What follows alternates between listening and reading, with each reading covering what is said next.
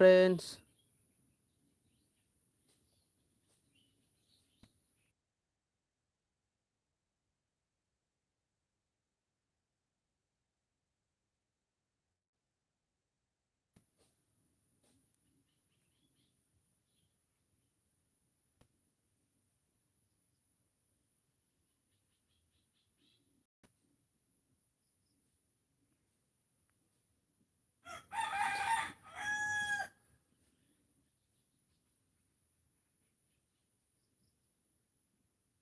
Hello friends, सोर online दङ लाइभआव फैदो लाइभआव दिनैबो प्रमोसन खालामलायसै गावजों गाव जोंना फोरमाय नार्जारि फ्रेन्डआ फैबाय हाय ब्र हेल' लाइभ प्रमोसन खालामलायसै दिनैबो गाइसमोन बयबो फैजोबदो जै बर' ब्लग हाय ब्र हेल' सानसुमा बरगयारि हेल' ब्र आंना 5 खमायदोंनो ब्र जेसेबांखि खमाया आङो बेबायदिनो प्रमसन खालामलायबाय थागोन दा नोंसोरबो आं लाइभ फैबानो जाबाय दा दिनैबो जा एसे मोनो बिदिनो प्रमसन खालामलायसैलाय सासेयानो जा सानैयानो जा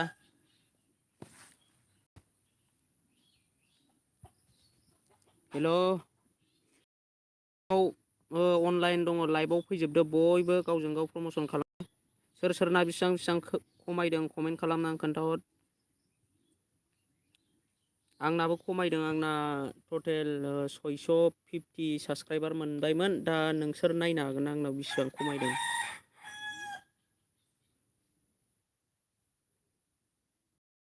मा होनदों गैयालै दिनै खालामबा गाबोननो खमायो नेरसोन अफिसियेल ब्लग आंना 10 खमायदों बेबायदिनो खमायजोबदों जोंना बयनाबो ब्रमोन दा जियानो जा जेसेबां मोनो होनबाबो सोरबाफोर आनसाबसक्राइब खालामबायदोंबा आं खालाम थिनफिनगोन बड' मेम'रि ब्रेन्सनो हेल' ब्र आंना दिनै साब्रै खमायदों साब्रैल' र' जेबो नङा बिदिनो खमायो बयनाबो जों माने भिडिअ नायालासिनो साबसक्राइब खालामबायना जायखियानो जा दिनैबो जा मोनो एसे प्रमसन खालामलायनोसै गाइसमोन ना मा होनो सासेयानो जा सानैयानो जा दा गावजों गाव हेल्प लालायसै बेबायदिनो जेसेबां मोनो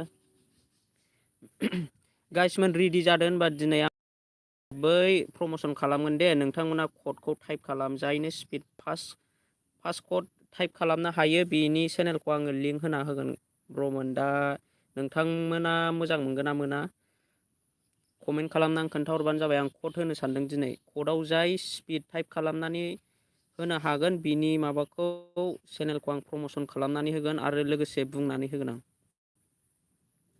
दे लाइभखौबो लाइक खालाम ब्रमोन लाइभ आंनि लाइभखौ लाइक खालाम लाइकआ खमथार नै आंनाबो दा सोर दङ मेसेज खालामहर गोदानफोर फैदोंबा गासिबो कमेन्ट खालामनानै खोन्थाहर सोर दङ जोंना सानसुमा बरगयारि भिडिअखौ नायज्लायनांगौ लोगोफोर औ भिडिअ नायलायनांगौ गावजों गाव सोर गोदान फैदों कमेन्ट खालामनानै ब्रमोन साबैसे गोदान फैदों लाइभआव सोर दा आङो कमेन्ट होनो कर्डखौ होनो रेडिसै नोंथांमोना रेडि थाबानो जाबाय 25 कमेन्ट लेट दे 25 कमेन्ट लेट ब्रमोन 25 कमेन्ट लेट आं खोन्थाहर अके जोंना रिंखां क्रिसन ब्र'आ दासो फैदों नै दा जोंना फार्स्ट कमेन्ट लिरना होबाय जै बर' ब्लग जै बर' ब्लगआ जोंना फार्स्ट कमेन्ट होनो हाग्रोदों फोरमाय नार्जारियाव 125सो होदों फ्रेन्ड आं 25सो कमेन्ट टाइप खालाम थिनदोंमोन जियानो जा होनबाबो आङो बिदिनो बयनिबो चेनेलखौ बेबायदिनो माबागोन आरोखि प्रमसन खालामनानै होगोन आं दा फार्स्ट कमेन्ट खालामनानै होनो हानायलाय फार्स्ट कमेन्ट होनो हानायलाय आङो नैबे ब्र'नि चेनेलखौ आङो माबा खालामनानै होनोसै सापर्ट खालामना होनसै दा ब्र'नि चेनेलखौ बयबो सापर्ट खालामदों आं डिसक्रिपसनाव लिंक होनानै होसै गाइसमोन दा सोर आंनि माबायाव दङ आंनि लाइभआव सोर दङ अननानै नैबे जै बर' ब्लग चेनेलखौ कमेन्ट खालामनानै खोन्थाहरदो जाय साबसक्राइब खालामदों कमेन्ट खालामनानै खोन्थादो आरो जाय जाय खालामाखै अननानै सापर्ट खालामनानै फैदो ब्र'नि चेनेलखौ।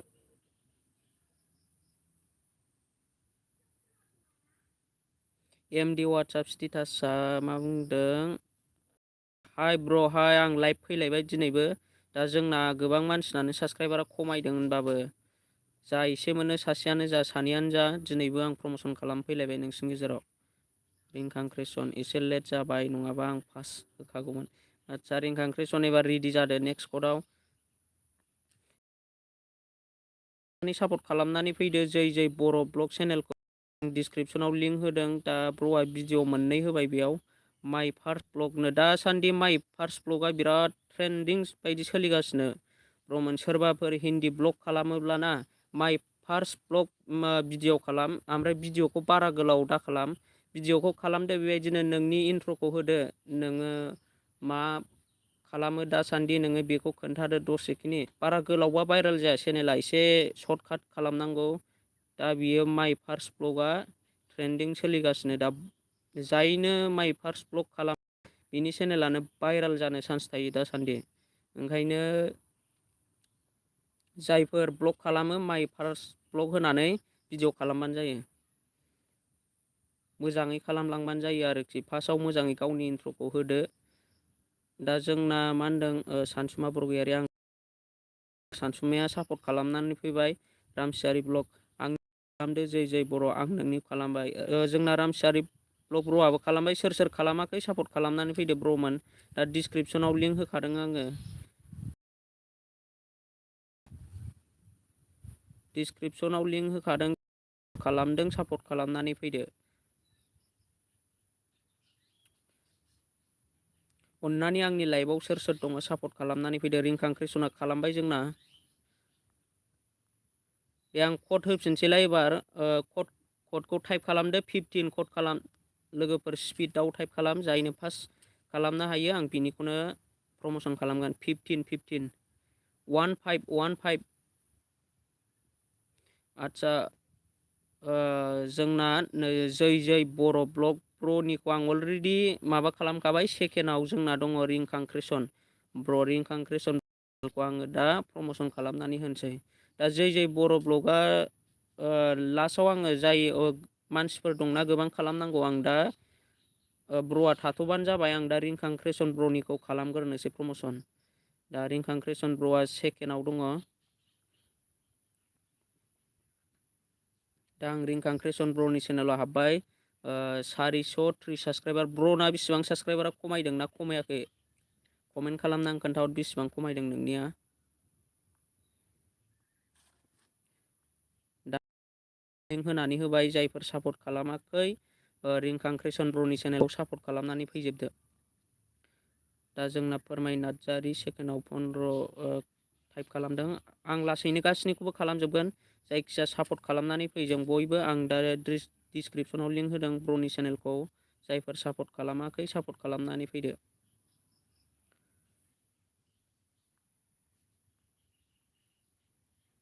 एमडि वाट्सएप स्टेटास जोंना खालामना फैबाय। MD WhatsApp स्टेटासआ ब्र'नि चेनेलखौ। रिंखांक्रेसना मा होनदों? दायो खमायथ'वाखै, दाख्लैसो खमायदों। बारा लाइभआव जा मोनो बेखौनो मोजाङै साबसक्राइब खालामनानै लाबानो जाबाय ब्र'मोन। ओमफ्राय उनाव बारा कमेन्टआव थिनलायनो नाङा आरोखि। बारा कमेन्टआव थिनलायनो नाङा। दा लाइभआव जोङो ज' दङ, बेयाव ज' मिलायनानै साबसक्राइब खालामखानानै आनसाबसक्राइब खालामालासिनो मोजाङै थालायबानो जाबाय। बे कमेन्टआव बारा नोंबो आंनिखौ साबसक्राइब खालामदो, आंबो नोंनिखौ साबसक्राइब खालामगोन, बेबायदि बुंलायबाय थानो नाङा आरोखि। रामसियारि ब्लग रिंखांनिया खालामखानायसो। आदसा रिंखां खालामनानै होदो। आं डिसक्रिपसनाव लिंक होदों। जै बर' ब्लग आं खालामखानायसो। आरो बड' मेम'रि खालामना होबाय आंबो। जोंना नैबे बड' मेम'रियाबो खालामना होबाय। आरो सोर सोर खालामाखै खालामनानै होदो। दा आं डिसक्रिपसनाव लिंक होखादों ब्र'मोन। दा आंनि चेनेलाबो माइनास जालागासिनो। सोरबाफोर आनसाबसक्राइब खालामदोंब्ला साबसक्राइब खालामनानै लाफिन। ब्र'मोन दा बिराद माइनास जादों आंनाबो। दसेना खमायबाय थायो। आइया आं नायाखैमोन। खमायदों ब्रादार, 14मोन 4ल'सै। जों बायलां बेदिनो खमायो ब्र बारा साबसक्राइब टु साबसक्राइब लालायना जा मोनो बे लाइभआव जा मोनो बेखौनो ला आरो बारा कमेन्टआव बिदि साबसक्राइब टु साबसक्राइब खालामलायनो थिननाङा। सानसुमा बरगयारि ब्लग आंना खालामखानायसो जोंना ब्रना खालामखानाय रिंखां क्रिसननिखौ दा सोर खालामाखै आं डिसक्रिपसनाव लिंक होबानो जाबाय। लाइभखौबो लाइक खालाम ब्र लाइभखौ जाय लाइक खालामाखै लाइक खालामनानै हो। एनबि गोसो बायदि हाय ब्र हेल' लाइभ फैलायबाय ब्र दिनैबो जाय गोदानै फैदों कमेन्ट खालामनानै खोन्थाहर। जा हायो दिनै सासेयानो जा सानैयानो जा प्रमसन खालामसैलाय। दा आङो कड लिरनो रेडि जादों ब्रमोन कड लिरनो रेडि जा बयबो सोर रेडि दङ कड टाइप खालामनो दे कमेन्ट खालामनानै खोन्थाहर रेडि लिरहरलाय सोर रेडि जानानै दङ। दा कमेन्ट खालामनो रेडि लिरहर दे सोर कड लिरनो गोसो दङ रेडि लिरहर। उदांसार ब्रह्मआ रेडि दे सोर दङ गासिबो रेडि लिरबानो जाबाय।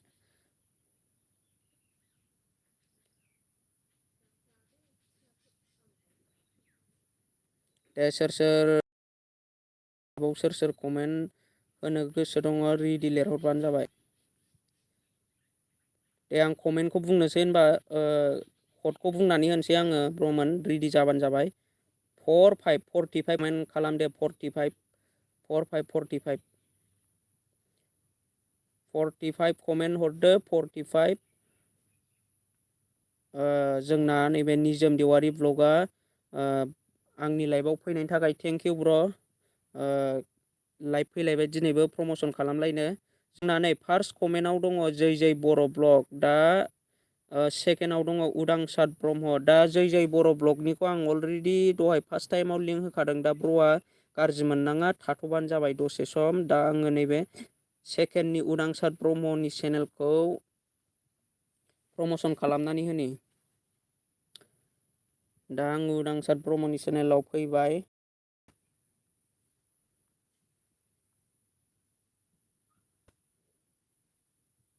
दा ब्र'नि चेनेलखौ आङो लिंक होनानै होनोसै खालामाखै सापर्ट खालामना फैबानो जाबाय। 45 ब्र'नाबो दा जायफोर सापर्ट खालामाखै सापर्ट खालामनानै फैदो आं डिसक्रिपसनाव लिंक होबाय।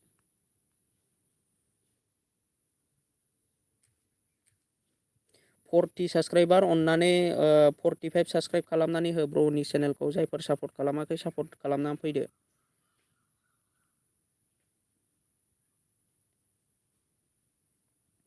जोंना आरबि स्टेटास फैलायबाय ब्र लाइभआव अके थेंक इउ ब्र लाइभआव फैनायनि थाखाय एसजि गेमार नाइस थेंक इउ। दा आंनि लाइभआव सोर गोदानै फैदों अननानै कमेन्ट खालाम। रिंखां क्रिसन आं कड नांला ब्रादार प्रमसन नांला थेवबो एक्टिभ लाइभ अके लाइभआव फैबाय था जा मोनो होनबाबो जेसेबां सासेयानो जा सानैयानो जा ब्रमोन उदांसार ब्रह्म साब्रै खमायदों आंना साब्रैनो।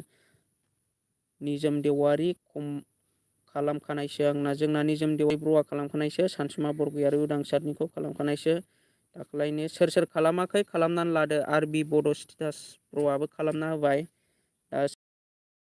खालामनानै लाबानो जाबाय आं डिसक्रिपसनाव लिंक होबाय ब्र'नि चेनेलखौ। सोर लाइभआव दङ खालामाखै बा खालामनानै लादो साबसक्राइब खालामनानै लादो लोगोसे आं चेनेलखौ सोरबाफोर आनसाबसक्राइब खालामबायदोंबा साबसक्राइब खालामनानै ला गाइसमोन आंनाबो खमायदों बिराद खमायगासिनो आंनाबो आरो लाइभखौ लाइक खालाम गोदानै फैदोंबा कमेन्ट खालाम। एमबि अफिसियेल खालामबाय ब्र थेंक इउ ब्र जायफोर खालामाखै खालामनानै फैदो। फोरमाय नार्जारि खालामखानायसो आं अके सोर खालामाखै खालामनानै फैदो आरो खालामखांबायबा कमेन्ट खालामनानै खोन्थाहरदो। दा आं डिसक्रिपसनाव लिंक होखादों। दा आङो नेक्स्ट कड होनोसै आङो रेडि जाबानो जाबाय नोंथांमोना। दा आङो जायफोर सापर्ट खालामाखै सापर्ट खालामनानै फैदो। उदांसार ब्र'नि चेनेलखौ जायफोर सापर्ट खालामाखै सापर्ट खालामनानै फैदो गाइसमोन। दा आङो नेक्स्ट कड होनोसै नेक्स्ट कड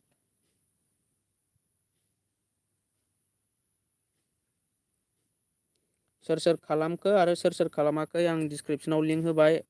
जायफोर जायफोर साबस्क्राइब खालामाखै साबस्क्राइब खालामनानै लादो उदांसार ब्रह्म ब्रनि चेनेलखौ।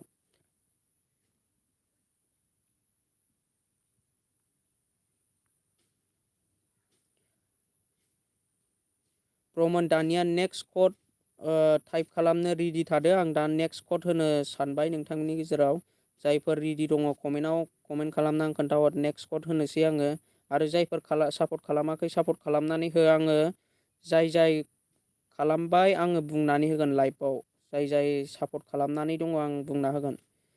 जोंना एमडि वाट्सएप स्टेटास ब्र'आ खालामखानायसो आरो जोंना नैबे फोरमाय नार्जारि बेबो खालामखानाय एमबि अफिसियेल एनबि गोसोबायदि गासिबो खालामखाजोबनायसो। दे दानिया आङो नेक्स्ट कड होनोसै। नेक्स्ट कड टाइप खालाम 35 जायनो फार्स्ट कड खालामनो हायो बिनिखौ प्रमसन 35 कमेन्ट खालाम 35 कमेन्ट खालाम।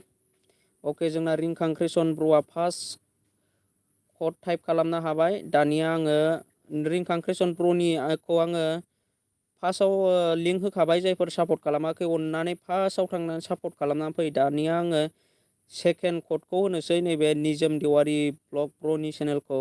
दा रिंखां कृष्ण ब्र'आ गाज्रि मोननाङा आङो फार्स्ट दा आङो सेकेन्डखौ होनोसै नैबे सेकेन्ड कड टाइप खालामनायखौ। नङाबा जुदि सासेखौल' होबाय थायोबा गाज्रि मोनलायनाय जायोना ब्र'मोन। बेनिखायनो आङो दा सेकेन्डखौ होनोसै। नैबे रिंखां कृष्ण ब्र'आ दा गाज्रि मोननो नाङा। आं दा सेकेन्ड कड खालामनायखौ होनोसै। जोंना मा होनदों फोरमाय नार्जारि आंसो फार्स्टमोन माथो। नोंनिखौ आङो फार्स्ट नुवाखिसै नै र' आं नायनि होनबा चेक खालामनि आङो।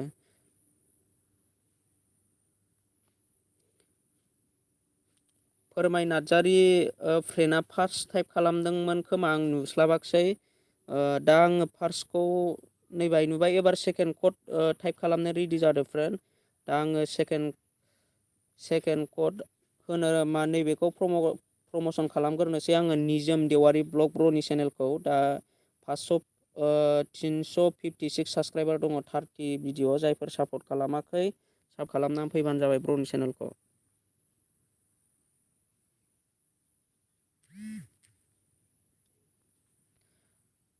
दा आङो डिसक्रिपसनाव लिंक होबाय। जायफोर सापर्ट खालामाखै सापर्ट खालामनानै फैदो ब्र'मोन।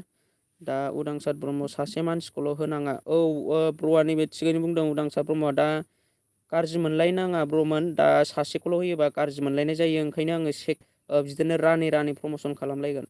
दा जोंना नै बड' एमके ब्लग हाय फ्रेन्ड गुड इभिनिं फ्रेन्ड। दा लाइभ फैलायबाय दिनैबो प्रमसन खालामलायनो गावजों गाव सापर्ट होलायनो थाखाय। दा जायफोर सापर्ट खालामाखै निजोम देवारि ब्लगखौ सापर्ट खालामनानै फैदों। आं डिसक्रिपसनाव लिंक होदों। आरो जाय खालामदों कमेन्ट खालामनानै खोन्थाहर आङो बुंनानै होगोन। सोरां ब्लग 10K माथो आनसाबस्क्राइब जादों नोंनि सापर्ट खालामनाया ब्र'। बयनाबो जादों ब्र'। नोंनाल' जायाखै होनबाबो जा मोनो बिदिनो सासेयानो जा सानैयानो जा बिदिनो सापर्ट खालामलायबाय थासै गावजों गाव। आनसाबस्क्राइबाथ' बयनाबो जादों ब्र'। मा होननो सोरबाफोर आनसाबस्क्राइबबो खालामबायदों जानो हागौ खोमा। बिनिखायनो दा जायफोर आनसाबस्क्राइब बानायदों अननानै साबस्क्राइब खालामनानै लालायफिनबानो जाबाय। आं दिनैबो बेबायदिनो जा एसे मोनो सापर्ट खालामहोनोसै बयखौबो। जों ज' जानानै सापर्ट खालामलायसै दिनैबो।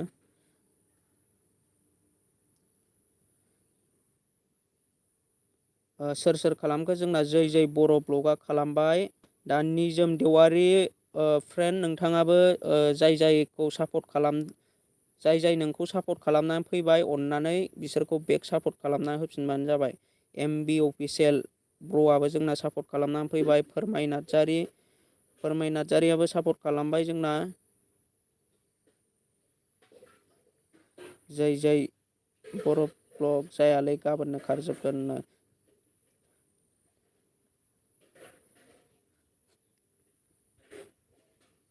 निजोम देवारि ब्लग माथो सासे बारायाखिसैलै। सापर्ट खालामनानै फैदो ब्र'मोन। दा निजोम देवारि ब्लगनि लिंकखौ आं डिसक्रिपसनाव होनानै दोनदों। अननानै सापर्ट खालामनानै फैदो। सापर्ट खालामलायाबा मारै जानो। निजोमखौ आं खालामबाय, रामसियारि ब्लगा जोंना खालामबाय, आरो सोर सोर खालामाखै खालामनानै फैदो। नेरसोन अफिसियेल ब्लग र' आं लाइभनिफ्राय थांथ'नि। अके र' आंबो खालामना फैबाय ब्र'। जोंना नैबे बड' मेम'रि सोर सोर खालामाखै खालामना फैदो अननानै। दा लाइभ माथो बारायाखै, आंबो बारायनायखौ नुवाखै नै दाबो। बेनि बे बिदि सापर्ट खालामलायाबा बोरै जानो ब्र'मोन। दा सापर्ट खालामलायदो गावजों गाव, साबसक्राइब खालामनानै लालाय आरो कमेन्ट खालामनानै खोन्थाहर। उरसाद ब्रह्मआ खालामखानायसो जोंना। निजोम देवारि ब्लग, बेयाव एखमबा समाव बाराया। नैबे माबाखौ चेक खालाम, मा होनो जोंना नैबे वाइटि स्टुडिअ'खौ चेक खालामनानै नायब्र', बारायबाय खोमा दा। दा जोंना खालाय खोन्थाहरबायथ' नै जै बर' ब्लगआबो खालामबाय, ओमफ्राय खालामबाबो बाराया नामा बेना मोनथिया। फोरमाय नार्जारि फ्रेन्ड, दा जोंना नैबे फोरमाय नार्जारि फ्रेन्डआबो खालामबाय निजोम देवारि ब्लगखौ। लोगोसे सोरां ब्लगआबो खालामनानै होबाय, सानसुमाया बरगयारिया खालामबाय, आरो बड' मेम'रि बेबो खालामबाय, रामसियारि ब्लग बेबो खालामबाय। दा बारायनांसिगौमोनथ' ब्र', नोङो माबायाव थांनानै नायहै, इउटुब स्टुडिअ'आव चेक खालामहै ब्र' नोङो। आरो जाय नोंखौ सापर्ट खालामदोंना, बेक सापर्ट खालामनानै होफिन। जाय नोंखौ सापर्ट खालामदों। निजोम देवारि र' होनबा अके, चेक खालामनानै फै ब्र'। दानिया कड टाइप खालामनो रेडि जादो दे। सोर सोर रेडि दङ रेडि कमेन्ट खालामहर। जायफोर रेडि गैया रेडि जानानै थादो। आं नेक्स्ट कड होनो आखायाव लाबाय। दा जायफोर रेडि दङ कमेन्ट खालामनानै खोन्थाहर। रामसियारि ब्लग आंनिखौ लिंक होदो। उदांसारनिया खालामखानाय। आदसा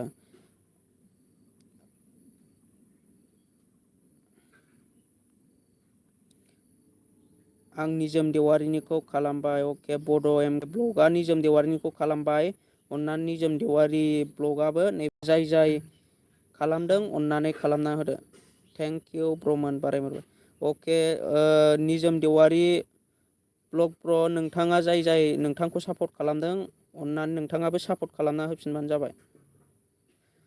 ब्र'मोन, दा नोंथांमोना मा सानो, कड होनांगौ ना होनाङा दे, नोंसिनि सायावसो, नोंसिनि सायाव। नोंसोर बुंलायदो दे, सोर कड होजानो लुगैयो आरो सोर कड होजानो लुगैया।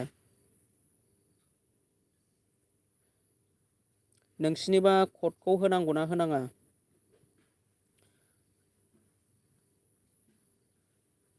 जोंना नै जै बर'आ होदो।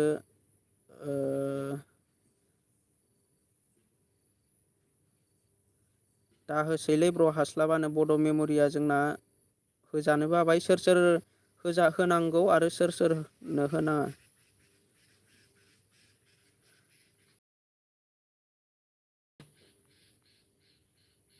निजोम देवारि नोंनि गोसो ब्र'। दा नोंसोर बुङोब्ला आं खालामनो हायो। जुदि होनांगौबा होगोन आरो होनाङाबा होनाङा।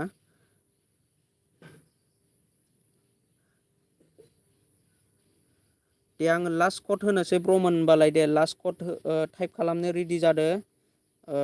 लास्ट कड आङो होनोसै। जायनो कमेन्टखौ फार्स्ट कमेन्ट खालामगोन, आरो जायफोरखौ आङो लिंक होखाबाय, बिथांमोनखौ होनाय जानाय नङा, गाज्रि मोननाङा।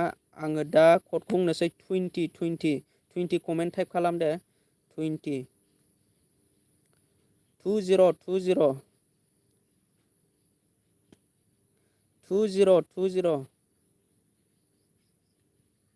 आदसा, जोंना निजोम देवारि ब्लगआ फार्स्ट टाइप खालामनो हाबाय जोंना कमेन्टखौ। दा निजोम देवारि ब्लगखौ आङो अलरेडि लिंक होखाबाय ब्र'। दा नोंथाङा गाज्रि मोननांला। आं दा सेकेन्डनिखौ होनोसै, बड' मेम'रि ब्रेन्डनिखौ। बड' मेम'रि ब्रेन्डखौ होनोसै आङो। दा नोंथांमोना सापर्ट खालामनानै फैदो।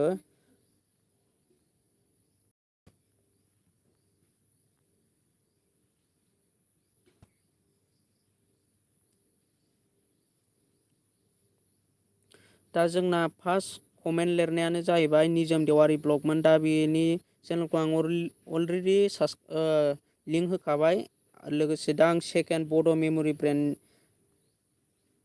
सेकेन्ड कमेन्ट लिरनो हानायखौ आङो दा डिसक्रिपसनाव लिंक होबाय ब्र'मोन। दा जायफोर सापर्ट खालामाखै सापर्ट खालामनानै फैदो बड' मेम'रि ब्रेन्ड।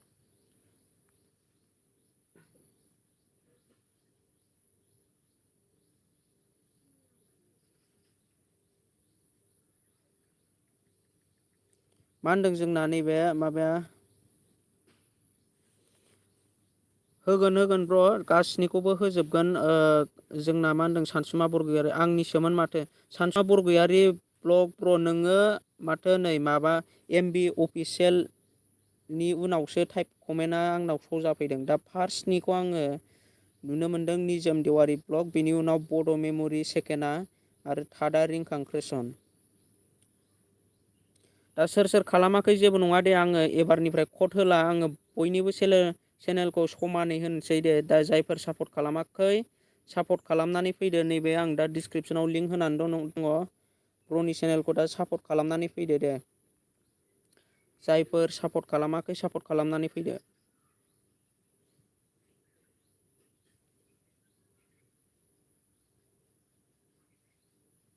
नोंना नेट मोजां नाङालै ब्र'। आदसा नेट मोजां नाङाखै आंना।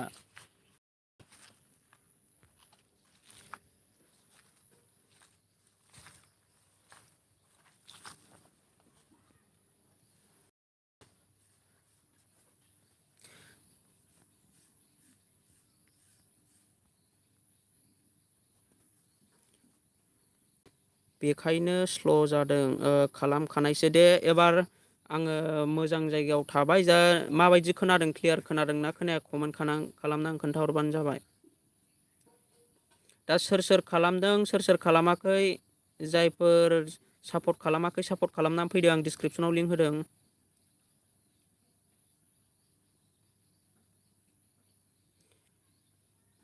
जोंना MB अफिसियेल ब्र'आ खालामबाय।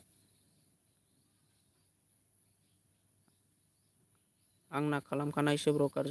अके निजोम देवारि ब्लगआबो जोंना खालामनानै होबाय।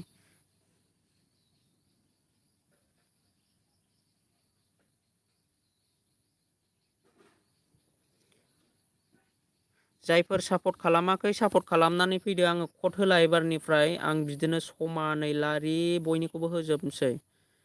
देरहासार आंहा दिनैसो ब्र'। अके थेंकिउ ब्र', थेंकिउ लाइभआव फैनो। आं बेबायदिनो बयनिबो चेनेलखौ प्रमसन खालामनानै होगोन। दा नोंथाङाबो प्रमसन खालामजानो सानदोंब्ला लाइभआव थाबाय थाबानो जाबाय, थांनो नाङा। दा मा होनदों आंनिखौ होगोरदो ब्र'। एथ' गोबाव जाबाय उनखौ होग्रोजोब्बायनो। माने कड टाइप खालामनायमोन नालाय ब्र', एबारनिफ्राय आं कड होला, आङो बयनिखौबो होजोबगोन।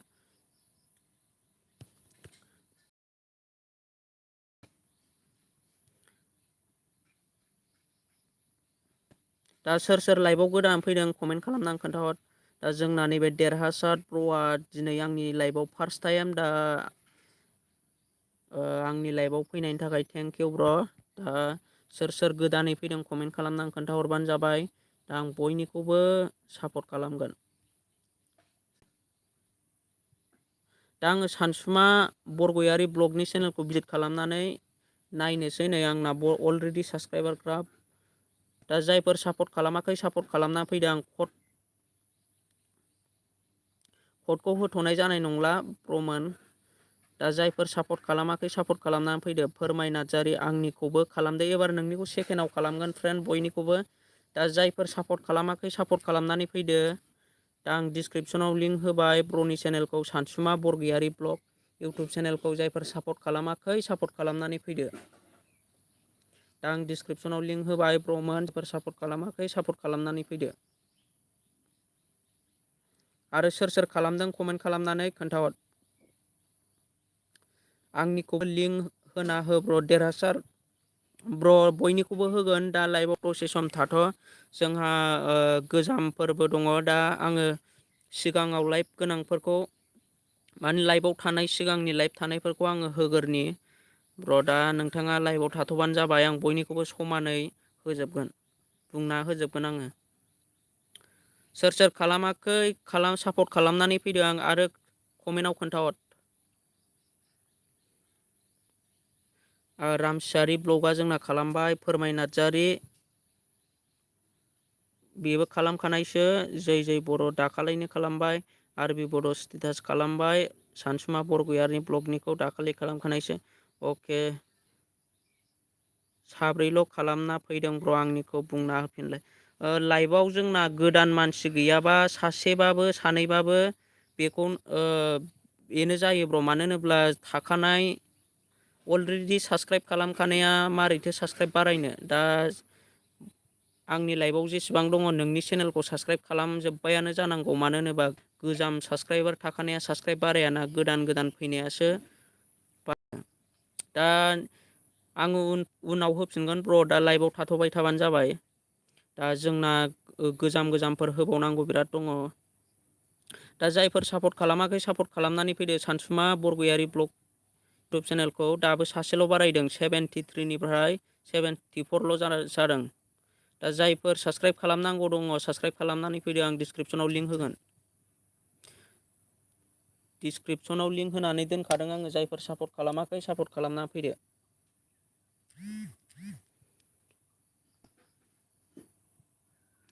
आरबि बड' अफिसियेल दासो ब्र दासो फैदों आं। अके थेंक इउ ब्र लाइभआव फैनायनि थाखाय।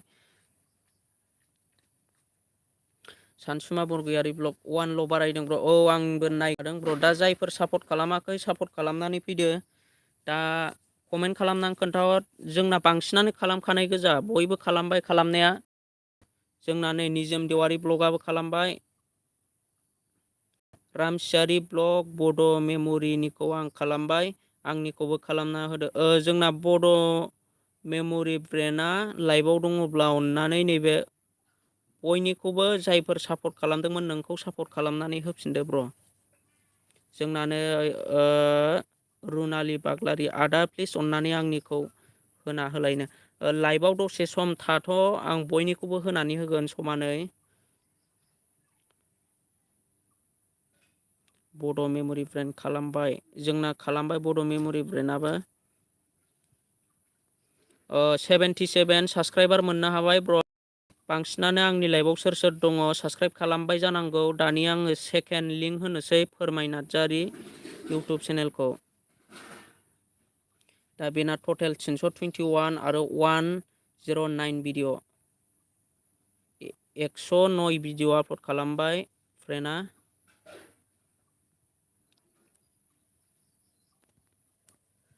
दा आङो डिसक्रिपसनाव लिंक होबाय चेनेलनि मुङानो जाहैबाय फोरमाय नार्जारि फ्रेन्ड। दा जायफोर सापर्ट खालामाखै सापर्ट खालामनानै फैदो फोरमाय नार्जारि फ्रेन्डनि चेनेलखौ जायफोर सापर्ट खालामाखै सापर्ट खालामनानै फैबानो जाबाय।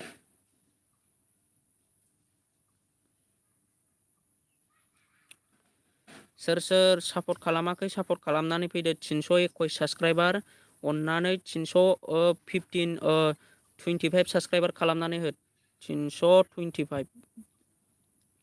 दा लाइभआव सोर सोर सापर्ट खालामाखै सापर्ट खालामनानै फै।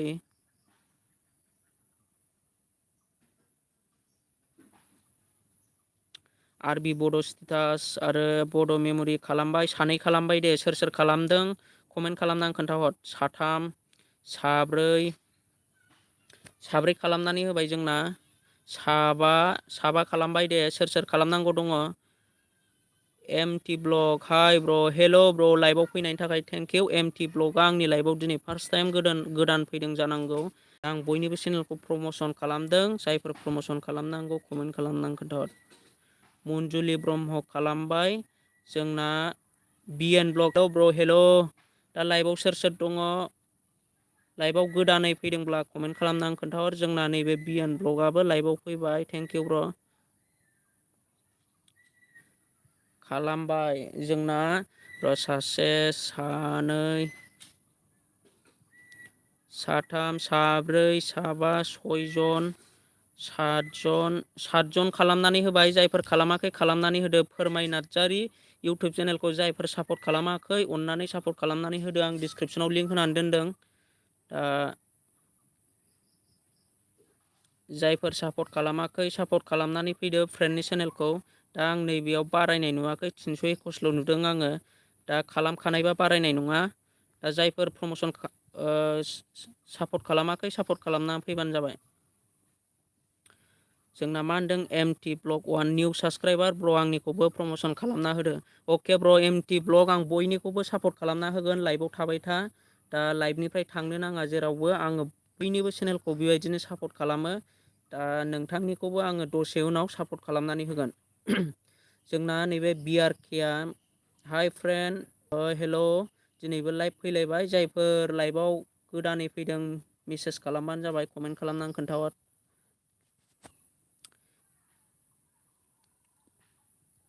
BN ब्लग मा ओंख्रि जाखो ब्रादार? जोंना माबासोमोन ब्र दालि जहल मैथा नासोमोन। जै बर' ब्लग खालामबाय आं ब्र फोथायब्रा आं भाइ सात बारायबाय अके फोरमाय नार्जारि जाय नोंखौ सापर्ट खालामदों नोंबो बिसोरखौ सापर्ट खालामनानै होबानो जाबाय। दा जोंना फोरमाय नार्जारि ब्रना फ्रेन्डना 7 जन बारायबाय। दा जायफोर सापर्ट खालामनांगौ दंबावो अननानै सापर्ट खालामनानै होदो आं डिसक्रिपसनाव लिंक होनानै दोनदों।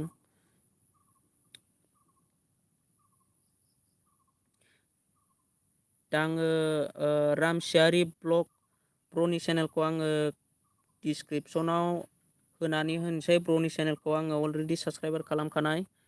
दा जायफोर आंनि लाइभआव दङ अननानै सापर्ट खालामनानै फैदो।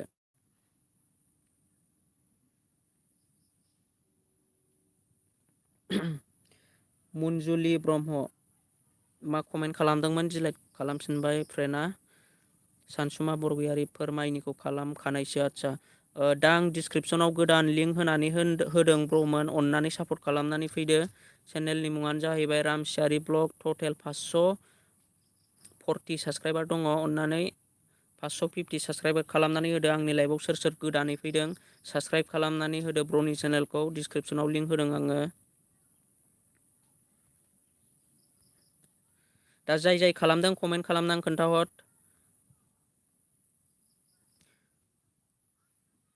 बड' मेम'रि ब्रेन्डआबो खालामबाय देरहासाराबो खालामबाय सानै रुनालि बाग्लारि आदा अननानै आंनिखौबो होदो प्लिजनो होजोबगोन आङो बयबो दसे सम थाथ'बाय था। MB अफिसियेल खालामबाय जोंना सासे सानै साथाम खालामबाय आरो गबिन्द बर' 4K हेल' ब्र दासो आंहा थेंक इउ गबिन्द बर' ब्र दा लाइभआव फैनो थाखाय दिनैबो प्रमसन खालामलायदों जोंहा। RB बड' स्टेटास खालामबाय। दा फोरमाय नार्जारि फ्रेन्डआबो खालामनानै होबाय।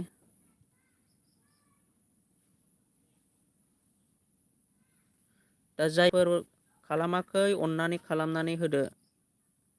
दा जोंना मा होनदों नैबे माबाया जै बर' ब्लग आं खालामखानायसो आदा बाजैनिखौ आदसा जोंना नैबे रामसियारि ब्लगआ जोंना आदा बाजै जयै चेनेल खुलिनाय जानांगौ। दा सोर सापर्ट खालामाखै अननानै सापर्ट खालामनानै फैदो आं डिसक्रिपसनाव लिंक होनानै दोनदों। आरो सोर खालामबाय कमेन्ट खालामनानै खोन्थाहर। सोरां ब्लग थेंक इउ ब्र आंनिखौबो खालामगोन ब्र खालामगोन। दा जोंना साबैसे खालामखो आरि 5 6 7 8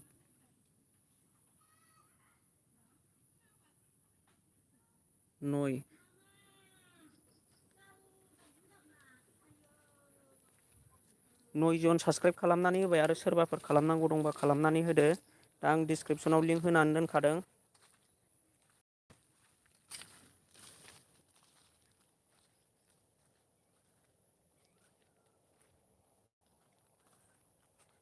जायफोर सापर्ट खालामनांगौ दंबावो अननानै सापर्ट खालामनानै फैदो।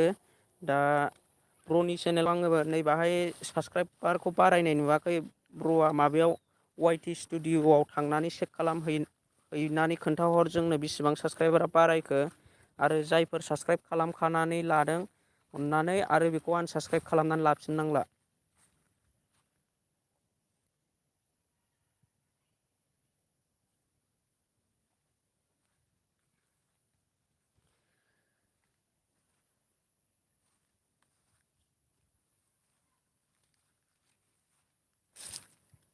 गबिन्द बर' आनसाबस्क्राइब खालामदों आदा सोरबा 186आ 157ल'सैनो सोरबा आनसाबस्क्राइब खालामनानै लाफिनो ब्र मा होननो ओंखायनो आङो सासेयानो बा सानैयानो सासे सानै बारायबाबो आङो बेबायदिनो लाइभ फैबाय थागोन। दा नोंथांमोना सापर्ट होलायबानो जाबाय आरोखि गावजों गाव बर'जों बर'। रिंकु रामसियारि आंनि फार्स्ट टाइम लाइभआव फैनायनि थाखाय थेंक इउ ब्र' आं नोंनि प्रमसन खालामनानै होगोन बयनिबो चेनेलखौ आङो ओरैनो दोना बयनिखौबो प्रमसन खालामगोन आङो समानै। फोरमाय नार्जारि खोन्थाना हरदो बेसेबां बारायदों रामसियारि ब्लगआ 7 जन बारायबायनो दा कमेन्ट खालामनानै खोन्थाहरबाय ब्र'आ थेंक इउ ब्र'। आरो सोरबाफोर साबसक्राइब खालामनांगौ दंबावोब्ला खालामनानै होदो आं दा डिसक्रिपसनाव लिंक होना दोन्दों। आरो साबसक्राइब खालामखानायखौ आनसाबसक्राइब खालामनानै लानो नाङा।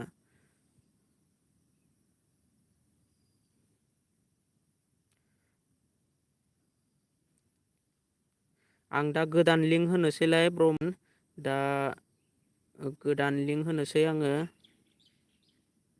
दा फार्स्टनिफ्राय नायबोनि र'।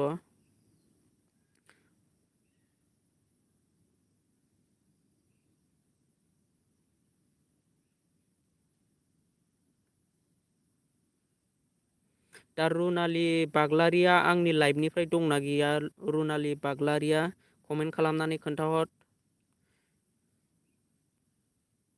मन्जुलि ब्रह्म आगै आंनिखौ बुंना होफिनदो मैया 11 बारायदोंमोन दा 11 जन खमायफिनबाय दिनै। गासिबो आनसाबस्क्राइब खालामफिनबाय जानांगौ होनबा फ्रेन्डनि चेनेलखौ नङाबा हारसिंनो माइनास जानानै थाबाय बे। बुंनानै होगोन दा लाइभआव दसे सम थाथ'।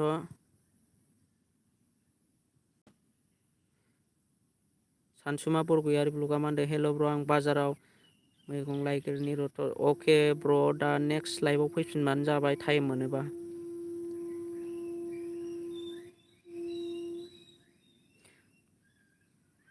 दा नै जोंना सोरबा मा खालामो लाइभआव डाइरेक्ट फैनोसै आंनिखौबो लिंक होनानै होदोनोसै आंहा बेयाव होनानै दोनसै ओमफ्राय मानसियानो थाया नै दा आङो नैबे दानो बिदिनो जाबाय नै आं कमेन्ट खालामनानै हरनो थिनदोंमोन रुनालि बाग्लारि नैबे फ्रेन्डखौ आङो दा कमेन्ट खालामनो हाला बियो आंनि लाइफनिफ्राय थांबाय जानांगौ फ्रेन्डआ ओंखायनो कमेन्ट खालामनानै हरनो हायाखिसै दासिमबो।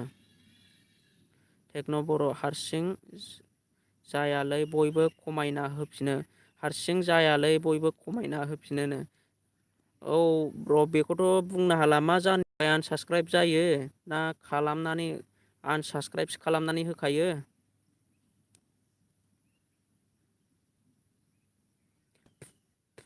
दा जोंना एमबि अफिसियेल ब्र'निखौ होनोसै आङो एमबि अफिसियेल मानि फुराना लाइभआव दहायनिफ्रायनो दङ आं दहाय सिगां लाइभ फैग्रोनायखौ होगोरनि गाज्रि मोननाङा दा गोदान फैनाया।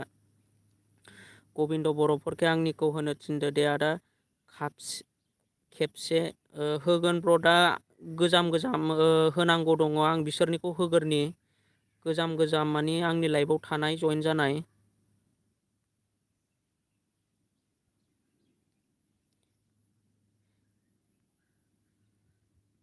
जोंना नैबे एमबि अफिसियेल ब्र'नि इउटुब चेनेलखौ आङो दा भिजिट खालामबाय अननानै जायफोर सापर्ट खालामाखै सापर्ट खालामनानै फैदो।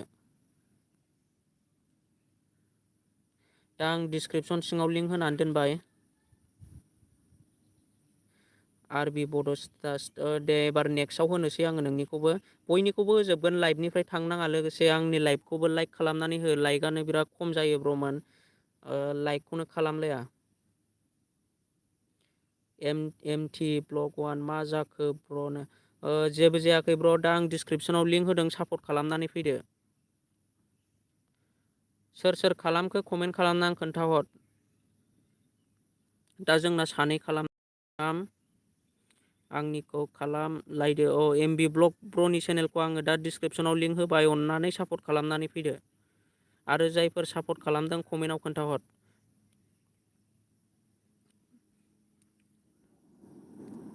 एमबिनिखौ खालामबाय आं आंनिखौबो खालामदो दा टटेल 42 साबसक्राइबार दङ ब्र'नि चेनेलखौ जायफोर सापर्ट खालामाखै सापर्ट खालामनानै फैदो 47 साबस्क्राइबार मोननो हाबाय ब्र। दा अननानै लाइभआव सोर सोर दङ सापर्ट खालामनानै फैदो।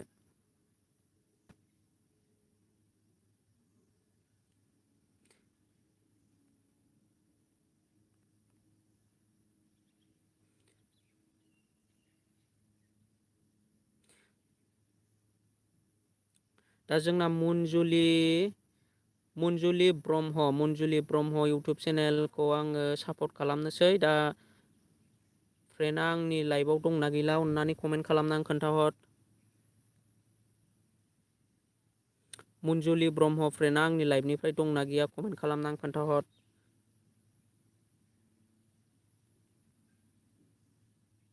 एमबिआ आंनिखौ खालामाखैब्ला खालामदो। रामसियारि ब्लगआ खालामनानै लायाखैबा एमबि ब्र'आ जुदि रामसियारि ब्लगनि इउटुब चेनेलखौ साबस्क्राइब खालामाखैबा साबस्क्राइब खालामना लाफिनदो। जाय साबस्क्राइब खालामदों।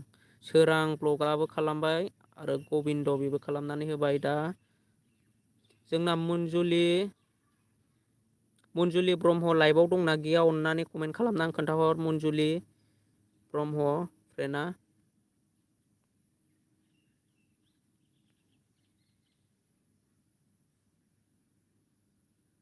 आं लाइभआव थायैफोरखौ होनाय जानाय नङा। दा आंनि लाइभआव सोर दङ दा आंनि लाइभआव बेखौसो होनाय जागोन। लाइभआव गैयैखौ आङो होनाय जानाय नङा। अके नै मुनजुलि ब्रह्मआ कमेन्ट खालामबाय दङ। आं दा बिनि चेनेलखौ प्रमसन खालामनानै होनोसै फ्रेन्डनि चेनेलखौ। दा जायफोर सापर्ट खालामाखै सापर्ट खालामनानै फैदो। दा आं डिसक्रिपसनाव लिंक होनानै होबाय। दा जायफोर सापर्ट खालामाखै अननानै प्लिज सापर्ट खालामनानै फैदो। 414 साबस्क्राइबार दङ टटेल। अननानै जेसेबां आंनि लाइभआव सोर साबस्क्राइब खालामाखै सापर्ट खालामनानै फैबानो जाबाय। आं लिंकखौ होनानै होबाय। नै जोंना रुनालि बाग्लारि फ्रेन्डआ दासो कमेन्ट हरनो रोंबाय। आं दहायनो सोंहरदोंमोन जानो हागौ रुनालि बाग्लारिया लाइभनिफ्राय थांदोंमोन खोमा ओंखायनो कमेन्टआव खोन्थाहरनो हायाखै। दा आङो जायनि लिंकखौ आङो होगोन आङो बेखौ सोंहरग्रोगोन फार्स्टआव दंना गैया मानसिया। जुदि गैयाबा आं होनाय जानाय नङा दंबासो होगोन आङो। जोंना मा खालामो सोरबा साबस्क्राइब मोनखांबाथाय खारलाङो खोन्थाया हसियानो। दा जायफोर सापर्ट खालामाखै मुनजुलि ब्रह्म फ्रेन्डनि चेनेलखौ सापर्ट खालामनानै फैदो। आं डिसक्रिपसनाव लिंक होनानै दोनदों।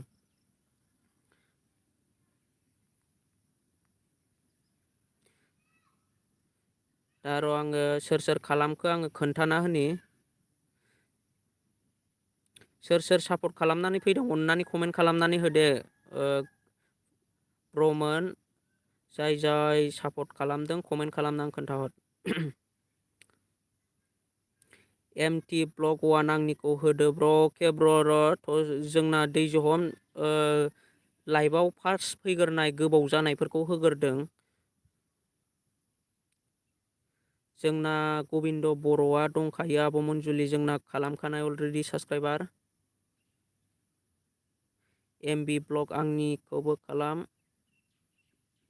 आदा मुनजुलि ब्रह्म सोर साबस्क्राइब खालामाखै साबस्क्राइब खालामनानै होदो। आं डिसक्रिपसनाव लिंक होबाय मुनजुलि ब्रह्म इउटुब चेनेलखौ। जायफोर सापर्ट खालामाखै सापर्ट खालामनानै फैदो।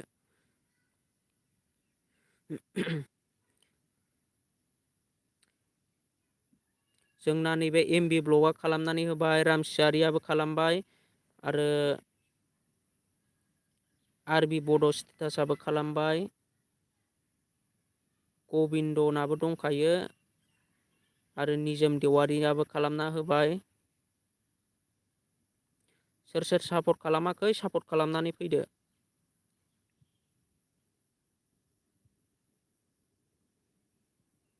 दा आङो गोदान नेक्स्ट लिंक होनोसै। 22 साबस्क्राइबार मोननो हाबाय फ्रेन्डआ दा। थेंक इउ जायफोर साबस्क्राइब खालामदों अननानै आङो दा मुनजुलि ब्रह्मखौ बुंनो सानो आंनिफ्राय जायफोर सापर्ट खालामदों फ्रेन्डआ अननानै जाय सापर्ट खालामदों बिसिनिखौ खालामनानै होफिनदो।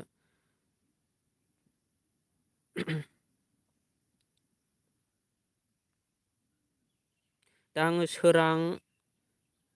सोरां ब्लग 10K आङो ब्रनि चेनेलखौ भिजिट खालामबाय दानिया।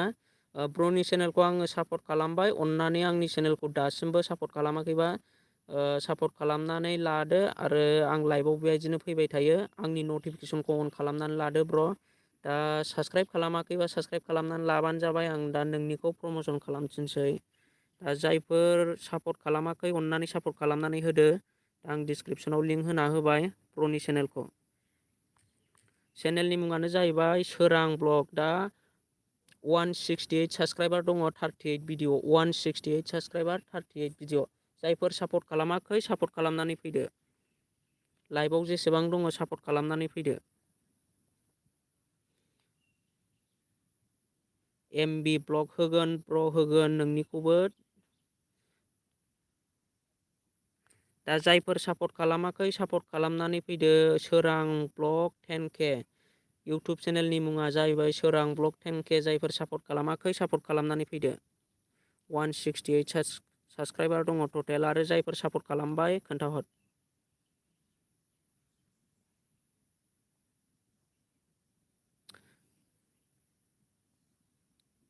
BN ब्लग हेल' सार हेल' फ्रेन्ड दा लाइभ फैदों आंनि लाइभआव सोर सोर गोदानै फैदों कमेन्ट खालामनानै खोन्थाहर बयनिखौबो समानै एबार आङो नेक्स्टआव नैबेनिखौ होनाय जागोन देरहासार आदा आंनिखौबो खालाम देरहासाराबो लाइभआव सिगांनिफ्रायनो दङ दा बयनिखौबो होगोन आङो दा जायफोर सापर्ट खालामाखै सापर्ट खालामनानै फैदो दे सोरां ब्लग 10K इउटुब चेनेलखौ सापर्ट खालामनानै फैदो टटेल 168 साबस्क्राइबार दङ ब्र'ना दा सोर सोर खालामखो कमेन्ट खोन्थाहर कमेन्टआव खोन्थाहर जोंना मन्जुलि ब्रह्मना दंखायो अलरेडि साबस्क्राइबार आरो गबिन्द बर' 4K आंनिखौबो होगोन र' दैजहम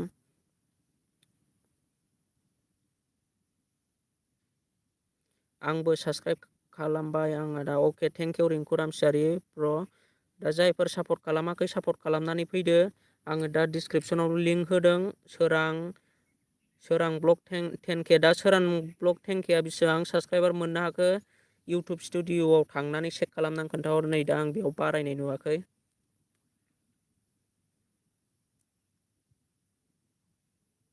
दा आङो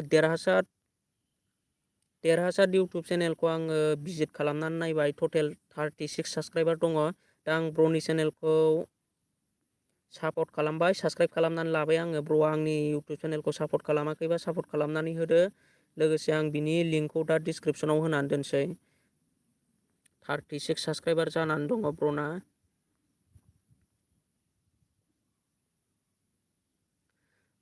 एबार आं गबिन्द बर'खौ होगोन दे ब्र' दा जायफोर आंनि लाइभआव दङ अननानै नैबे देरहासार ब्र'नि चेनेलखौ सापर्ट खालामनानै फै देरहासार ब्र'नि चेनेलखौ दा 36 साबस्क्राइबार जानानै दङ जायफोर सापर्ट खालामाखै सापर्ट खालामनानै फैदो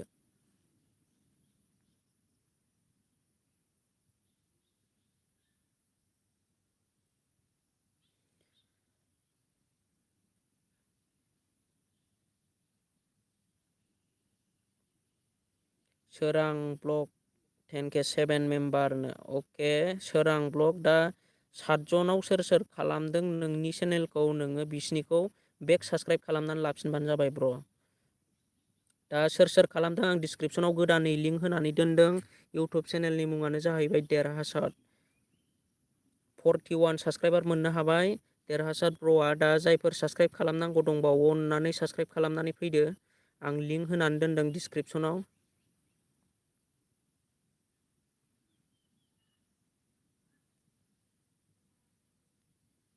MT ब्लग 1खौलाय होला नामा ब्र' नों होगोन ब्र' बयखौबो होगोन दा MT ब्लग प्र'आ माथो कमेन्ट खालामाखै नोंसो कमेन्ट खालामनानै हरबाय ना नोंनो नामा MT ब्लग चेनेलनि अनारा नोंनो नामा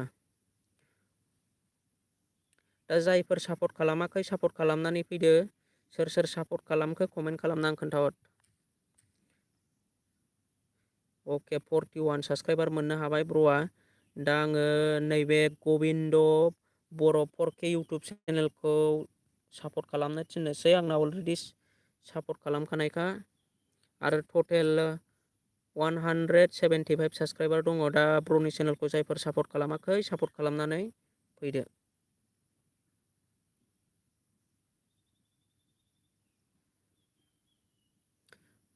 देरहासार ब्र नोंना दा टटेल साबस्क्राइबारा बेसेबां बारायखो अननानै खोन्थाहरबानो जाबाय। आरो जाय सापर्ट खालामदों नोंखौ नोंथाङा बेक सापर्ट खालाम। दा आङो डिसक्रिपसनाव लिंक 75 मोन ब्रनिया दा 178 साबस्क्राइबार मोननो हाबाय। गबिन्द बर' 4K 180 साबस्क्राइबार मोननो हाबाय। ब्र'आ दा जायफोर सापर्ट खालामाखै सापर्ट खालामनानै फैदो। गबिन्द बर' 4K ब्र'नि इउटुब चेनेलखौ जायफोर सापर्ट खालामाखै सापर्ट खालामनानै फैदो। दा 181 कमप्लिट जाबाय। अके बरिया जों बयबो गावजों गाव बेबायदिनो सापर्ट होलायनांगौ। आंबो मोजां मोनो बेबायदि साबस्क्राइबार मोनोब्ला गासिनिखौबो सापर्ट खालामनानै होलायनांगौ जों बयबो बेबायदिनो। जायफोर साबस्क्राइब खालामनांगौ दंबावो अननानै फटाफट साबस्क्राइब खालामनानै होदो ब्र'नि चेनेलखौ। दा डिसक्रिपसनाव लिंक होदों। सोर सोर खालामदों कमेन्ट खालामनानै खोन्थाहर।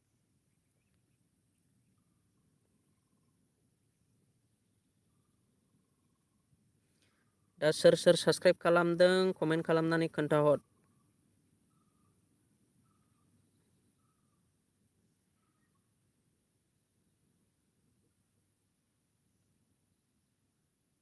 दा आङो MB ब्लग ब्र'नि इउटुब चेनेलाव फैबाय। BM ब्लग इउटुब चेनेलखौ आङो भिजिट खालामसै। दा ब्र'नि चेनेलखौ आङो साबस्क्राइब खालामनानै लाबाय। दा ब्र'आ आंनि चेनेलखौ खालामाखैबा साबस्क्राइब खालामनानै नटिफिकेसनखौ अन खालामनानै ला। आं बेबायदिनो बयनिबो चेनेलखौ सापर्ट खालामगोन। दा आङो नोंनि चेनेलखौ आङो डिसक्रिपसनाव होनानै दोनसै ब्र'।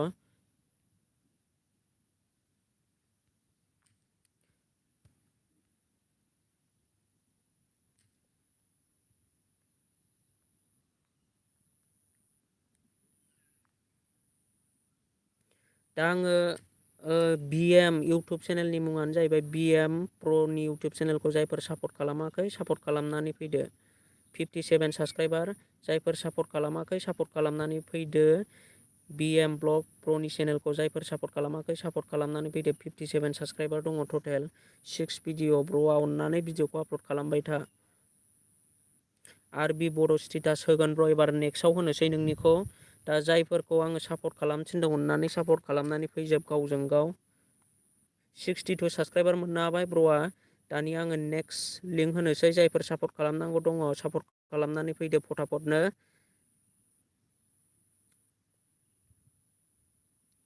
दा देरहासार प्र'आ बेसेबां साबस्क्राइबार मोननो हाखो लोगोसे गबिन्द बर' 4Kआ बेसेबां साबस्क्राइब मोननो हाखो बेसेबां साबस्क्राइब मोनदों दिनैनि दिनाव कमेन्ट खालामनानै खोन्थाहर।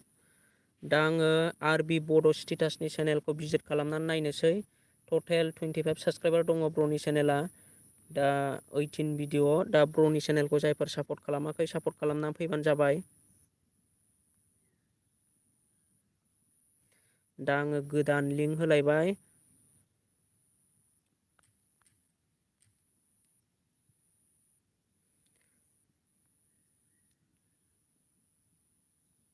दा आङो गोदान लिंक होनानै फैदों। 26 साबस्क्राइबार दङ टटेल। दा ब्र'नि चेनेलखौ जायफोर सापर्ट खालामाखै सापर्ट खालामनानै फैदो। 28 साबस्क्राइबार मोननो हाबाय। अननानै जायफोर सापर्ट खालामाखै सापर्ट खालामनानै फैदो RB बड' स्टेटास इउटुब चेनेलखौ।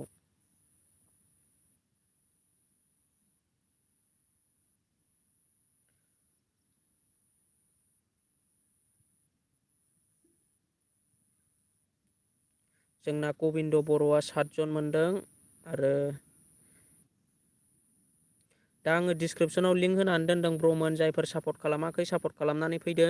चेनेलनि मुङानो जाहैबाय RB बड' स्टेटास। RB बड' स्टेटास 29 साबस्क्राइबार मोननो हाबाय ब्र'आ दा।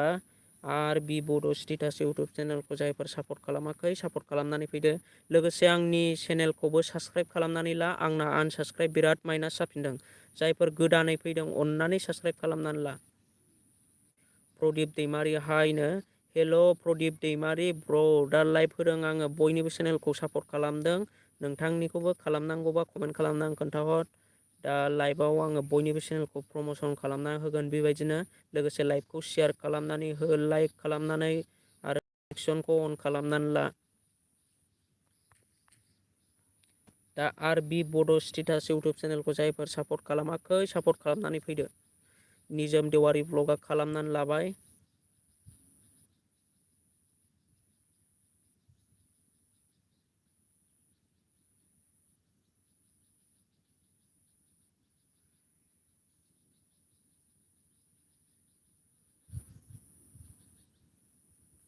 दा जाय खालामदों कमेन्ट खालामना खोन्थाहर आरो गोदानै फैदोंबा मेसेज खालाम।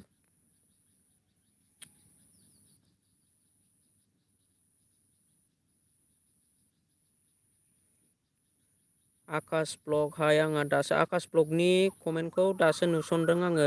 दा आकाश ब्लग ब्र'आ दंना गैया लाइभआव कमेन्ट खालामनानै खोन्थाहरबानो जाबाय। टेक्न' बर' दहायनो खालामदों टेक्न' बर'आ मा होनदों दा जोंना आंनिखौलाय होला नामा होयो ब्र' नोंनिखौ मानो बयनिखौबो होयो आङो मानो होआ जानो। दा गोदानाव आंनि गोदान लाइभआव सोर गोदान जयेन जादों कमेन्ट खालामनानै खोन्थाहरबानो जाबाय। दा सोर दासिमबो चेनेल प्रमसन खालामजायाखै दिनैनि लाइभआव अननानै खोन्थाहर।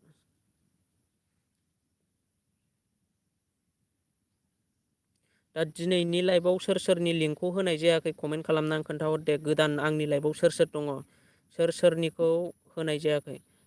गबिन्द बर' आनसाबसक्राइब दा खालामलै लोगोफोर आनसाबसक्राइब अके गबिन्द बर' बारा मोनसे कमेन्टखौ टाइप खालामनाङा ब्र' दा हरोबा एसे उसुबिदा जायो जोंना कमेन्ट नायनो अननानै मोनसे बार हरबाय थानो नाङा। दा नों बुंनाया थिगैनो ब्र' आनसाबसक्राइब दा खालामलै लोगोफोरनो थिगैनो बुंदों ब्र'आ रावबो आनसाबसक्राइब खालामनो नाङा साबसक्राइब खालामनायखौ।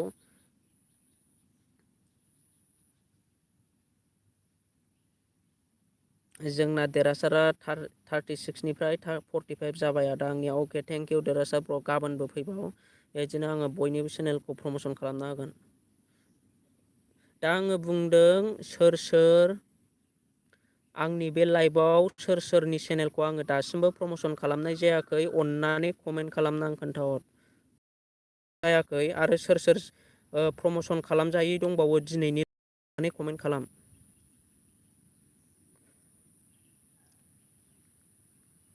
आर बि बड' स्टेटासखौ आङो लिंक होनानै होदों दहायनो जायफोर खालामाखै खालामना होदों। दा टेक्न' बर'ना जायाखै आरो आकाश ब्लग आंनाबो आनलाइक खालामजोब्बाय। अके सोर आं दिनै आङो दा बेयाव सोंदों नोंथांमोननि गेजेराव दा लाइभआव सोर दङ आङो दिनैनि लाइभ चेनेलखौ दिनै प्रमसन खालामनाय जायाखै कमेन्ट खालामनानै खोन्थाहर लोगोफोर बावो नङाबा। दा आङो समानै खालामनो सानदों गासैनिखौबो दा आं खालामखानाय फ्रेन्डफोरखौ बुंनो सानो दसे सम लाइभआव थाथ'बानो जाबाय। गोदान फैयोब्ला नोंसोरबो गोदान साबसक्राइबार मोनगोन लोगो मोनगोन। दा जोंना टेक्न' बर'निखौ खालामनाय जायाखै लोगोसे आकाश ब्लगनिखौ खालामनाय जायाखै। उदांसार ब्रह्मनिखौ दहाय खालामनाय जादों दा खनसेल' ओरैनो मन्जु ब्रह्म आगै आं बाजाराव थांसै थाथ'दो अके आब' थेंक इउ नेक्स्ट लाइभआव फैफिनबानो जाबाय। दा बि एम ब्लग सोर लाइभआव दङ कमेन्ट खालामनानै खोन्थाहर सोरनि लिंकखौ आङो दिनैनि लाइभआव होनाय जायाखै। जोंना MT1 आंनिखौ खालामाखै ब्र'। दानिया आङो फार्स्टनिफ्राय लानोसै जोंना नैबाहाय आं फार्स्ट सोंहरनायाव टेक्न' बर'निखौ दिनैनि दिनाव प्रमसन खालामनाय जायाखै दिनै आङो प्रमसन खालामनानै होनोसै ब्र'नि चेनेलखौ जायफोर सापर्ट खालामाखै सापर्ट खालामनानै फैबानो जाबाय। दा आङो टेक्न' बर' ब्र'नि इउटुब चेनेलखौ डिसक्रिपसन सिङाव लिंक होनानै दोनदों जायफोर सापर्ट खालामाखै सापर्ट खालामनानै फैदो। मन्जुलि ब्रह्म आब'खौ आंखौ खालामना हो ब्र'। आदसा मन्जुलि ब्रह्म आब'आ थांखो ना माखो दा थाङाखैब्ला अननानै दा नैबे टेक्न' बर' इउटुब चेनेलखौ सापर्ट खालामनानै थांबानो जाबाय। कृष्णा बसुमतारी फ्रेन्ड आं मुला मैगं साइनि लाइभनिफ्राय थांथ'नोसै बाय थेंक इउ। नेक्स्ट लाइभआव फैफिनबानो जाबाय प्रमसन खालामनांगौबा खोन्थाहर। दा आङो डिसक्रिपसनाव लिंक होनानै दोनदों जायफोर सापर्ट खालामाखै सापर्ट खालामनानै फैदो 76 साबसक्राइबार मोननो हाबाय ब्र'आ। दा ब्र'आ 76 साबसक्राइबार मोननो हाबाय जायफोर सापर्ट खालामाखै सापर्ट खालामनानै फैदो।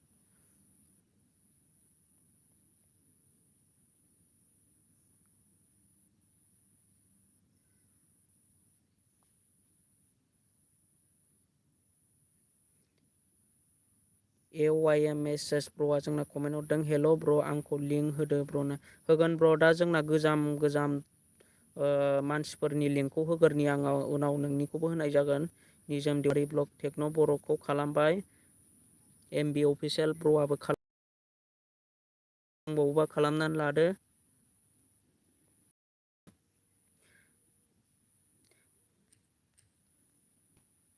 दा जोंना 77 साबस्क्राइबार मोननो हाबाय दा जायफोर खालामाखै खालामनानै लाबानो जाबाय टेक्न' बर' दानिया आङो सेकेन्ड लिंक होनोसै आकाश ब्लगनि चेनेलखौ आङो होनानै होनोसै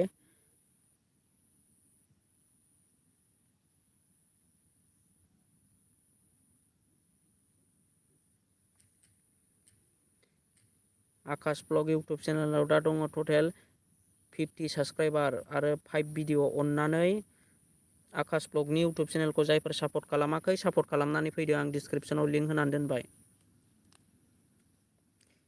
BM ब्लगआबो खालामबाय दा आङो गोदान लिंक होनानै दोनदों अननानै जायफोर सापर्ट खालामाखै सापर्ट खालामनानै फैदो आकाश ब्लग इउटुब चेनेलखौ जायफोर सापर्ट खालामाखै अननानै सापर्ट खालामनानै फैदो 52 साबस्क्राइबार मोननो हाबाय ब्र'आ दा जायफोर सापर्ट खालामाखै सापर्ट खालामनानै फैदो ब्र'नि चेनेलखौ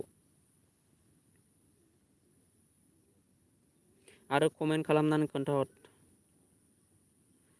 सोरां ब्लग 10K आं डिउटियाव थांसै ब्र' आदसा मानि डिउटि ब्र' दासो डिउटियाव थांलायनाय माहायबा जब मावो नामा अननानै कमेन्ट खालामनानै खोन्थाहर मिन्थिनो लुगैदों निजोम देवारि ब्लग आकाश ब्लग आं खालामबाय ब्र' अके निजोम देवारिया खालामना होबाय उदांसार ब्रह्मआबो खालामनानै होखानायसो टेक्न' बर' खालामखानायसो MB अफिसियेल खालामबाय जाय खालामाखै खालामनांगौ दङ अननानै सापर्ट खालामनानै फैदो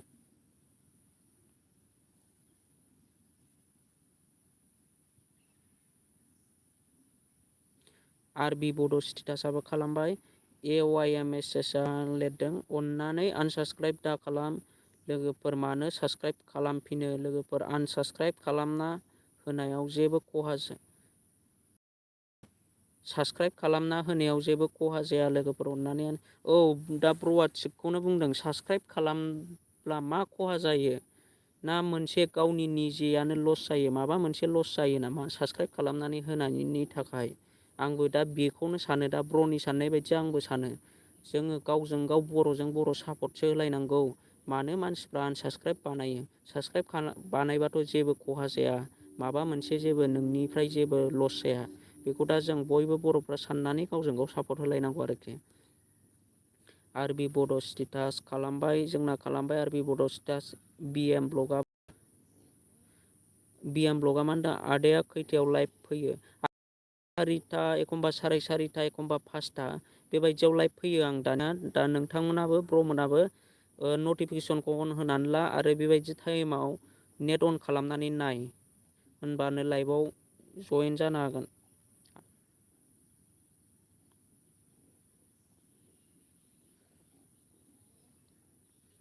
ब्र' पार्ट टाइम जब मावबाय दं माइसवेराव अके सोरां ब्लग थेंक इउ नोंथाङा दा थांनो हासिगोन ब्र' नेक्स्ट टाइम सम मोनोब्ला लाइभआव फैबानो जाबाय MT ब्लग आंनिखौ खालामला नामाब्रा एबार नोंनिखौ नेक्स्ट होनोसै ब्र' MT ब्लग ब्र'निखौ आं एबार नेक्स्ट होनानै होबाय दा MT ब्लग ब्र'नि अनारा बेयावनो दंखायो अलरेडि साबस्क्राइबार दा आं ब्र'नि चेनेलखौ साबस्क्राइब खालामनानै लाबाय दा जायफोर सापर्ट खालामाखै अननानै सापर्ट खालाम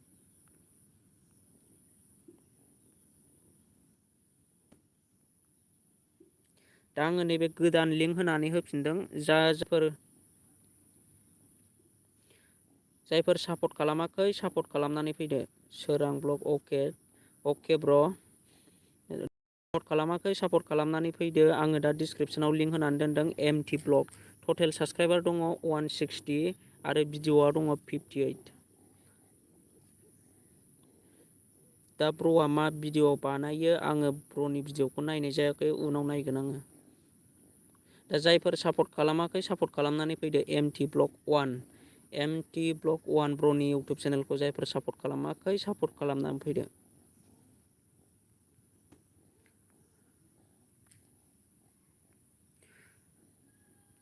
ब्रमोन आंनि इउटुब चेनेलाबो माने साबस्क्राइबार मोनखानाय साबस्क्राइबारा माइनास जालागासिनो। अन्नानै रावबो आनसाबस्क्राइब खालामनाङा आरो सोरबाफोर आनसाबस्क्राइब जाबाय बायदों खालामफ्रांदोंबा अन्नानै साबस्क्राइब खालामनानै ला।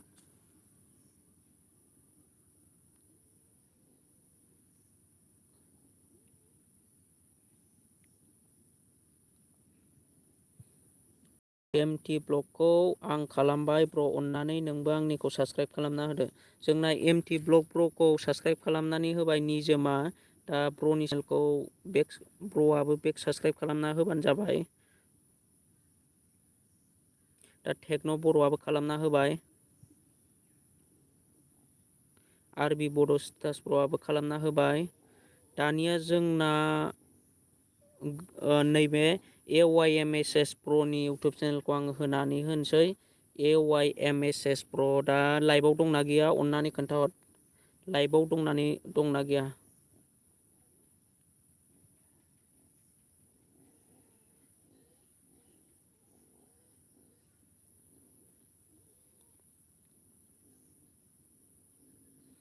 मा ओंख्रि जानाय ब्र? अके ब्र दा आं नोंनि लाइभखौ प्रमसन खालामनोसै। ओंख्रिया जोंना दालि मैथा नासो। दा आङो नोंनि नोंनि चेनेलखौ आङो प्रमसन खालामना होनोसै। भिडिअ साबसक्राइबार दङ 65 भिडिअ। दा ब्र'नि इउटुब चेनेलखौ जायफोर सापर्ट खालामाखै सापर्ट खालामनानै फैदो। दा आं डिसक्रिपसनाव लिंक होनानै होबाय AYMSS। दा ब्र'आ बेबायदिनो दा ब्र'नि इउटुब चेनेलखौ जायफोर सापर्ट खालामाखै सापर्ट खालामनानै फैदो। ब्र'आ बिराद मोजां मोजां मिउजिक दामनो रोङो। दा जायफोर भिजिट खालामनानै नायाखै भिजिट खालामनानै नायदो ब्र'नि चेनेलखौ।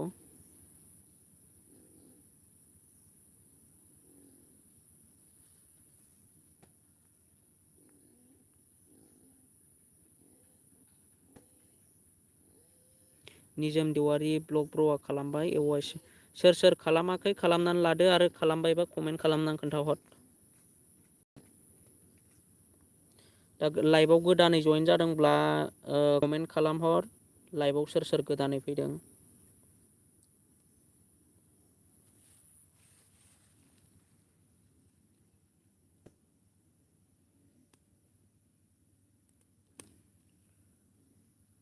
MB अफिसियेल ब्र'आबो खालामना होबाय। सोर सोर खालामाखै कमेन्ट खालामनानै खोन्थाबानो जाबाय।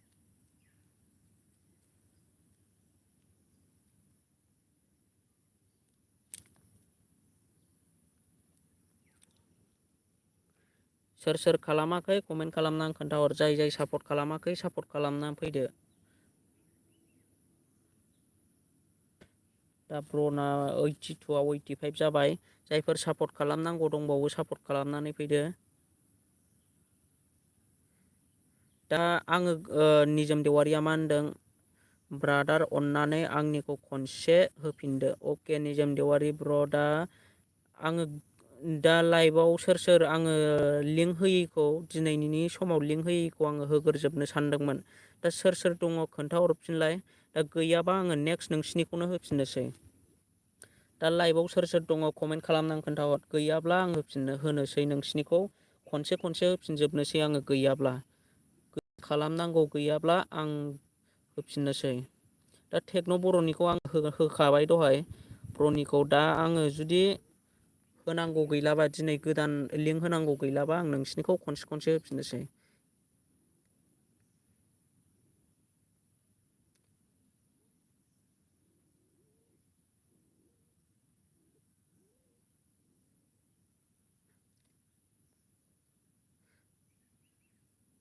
आरबि बड' स्टेटास दे आदा आंनिखौ खनसे होफिनदो 30 जानायनि। अके दानिया होनबा आङो फार्स्टआव नैबे निजोम देवारि ब्लग ब्र'नि इउटुब चेनेलखौ आङो खनसे लिंक होना होफिनसै। बिनि उनाव आङो सेकेन्डआव आरबि बड' स्टेटासनिखौ होनानै होगोन सेकेन्डआव। दा आं नोंसिनिखौनो खनसे खनसे होनानै होफिनसै। दा जायफोर सापर्ट खालामाखै सापर्ट खालामदो। सोरबाफोर थालांबायदों खोमा अननानै सापर्ट खालामनानै फैदो। दा सोरबाफोर थालांबायदोंबा अननानै सापर्ट खालामनानै फैदो। 365 साबस्क्राइबार जानानै दङ। अननानै 370 साबस्क्राइब खालामनानै होदो। दा लाइभआव सोर सोर दङ। MB अफिसियेल ब्र होफिनगोन दे आरो नैबे BM ब्लग नोंनिखौबो होफिनगोन गासिनिखौबो खनसे दा जायफोर सापर्ट खालामाखै सापर्ट खालामनानै फैदो निजोम देवारि ब्लग इउटुब चेनेलखौ जायफोर साबस्क्राइब खालामखानाय कमेन्ट खालामनानै खोन्थाहर आरो सापर्ट खालामाखैबा खोन्थाहरदो दे जायफोर सापर्ट खालामबाय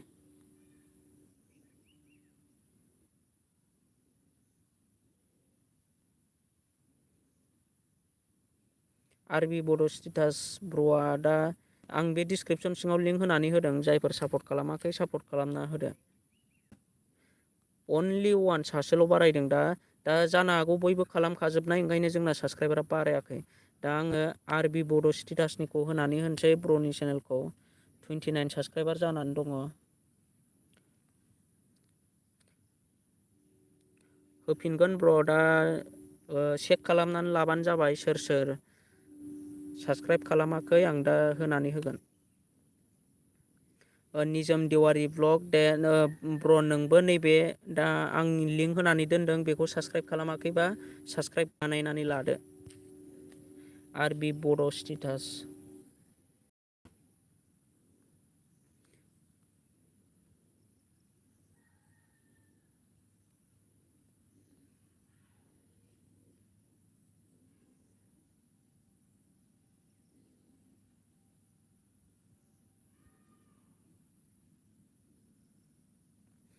सोर सापर्ट खालामाखै सापर्ट खालामनानै होदो आरबि बड' स्टेटासखौ 30 साबस्क्राइबार खालामदो सोर दङ अननानै नै आरबि बड' स्टेटासआ कमेन्ट हरदों जोंना जाय साबस्क्राइब खालामाखै खालामदो आरबि बड' स्टेटासखौ थिगैनो बुंदों दा सोरबाफोर साबस्क्राइब खालामनांगौ दङब्ला डिसक्रिपसनाव लिंक होनानै दोनदों थांनानै सापर्ट खालामनानै फैबानो जाबाय आरो लाइभआव गोदानै जइन जादोंब्ला कमेन्ट खालामनानै खोन्थाहर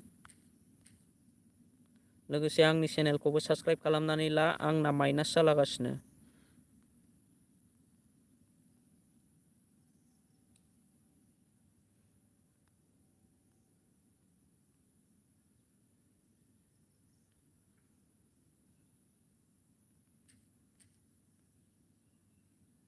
अके अनलि 130 साबस्क्राइबार मोननो हाबाय ब्र'आ दा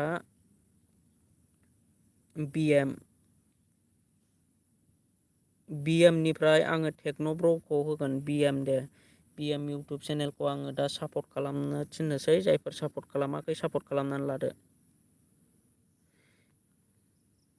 दा BM ब्र' नोंनिखौ होबाय आङो दा जायफोर सापर्ट खालामाखै सापर्ट खालामनानै फैदो BM ब्लग इउटुब चेनेलखौ जायफोर सापर्ट खालामाखै सापर्ट खालामनानै फैदो आरो जाय सापर्ट खालामबाय कमेन्ट खालामनानै खोन्थाहर 65 साबस्क्राइबार दङ दा 70 खालामनानै हो दा खालामखानायबा साबस्क्राइबारा बारायनाय नङा टेक्न' बर'आ दहायनो खालामबाय सोर खालामदों सोर खालामाखै कमेन्टआव खोन्थाहर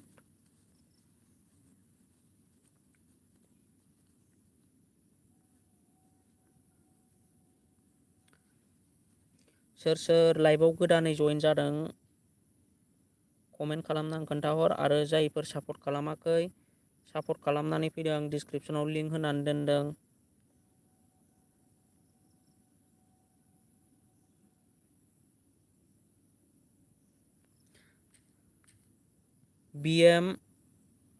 BM ब्लग इउटुब चेनेलखौ जायफोर सापर्ट खालामाखै सापर्ट खालामनानै फैदो ब्र'मोन दा 66 साबस्क्राइबार मोननो हाबाय 65 साबस्क्राइबारमोन सासेल' बारायदों सोरबाफोर खालामनांगौ दंब्ला खालामदो BN ब्लग यानो हेल' ब्रादार अके ब्र' दा आङो टेक्न' बर'निखौ होनोसै टेक्न' बर'निखौ नेक्स्ट होफिनबाय आङो टेक्न' बर' ब्र'नि चेनेलखौ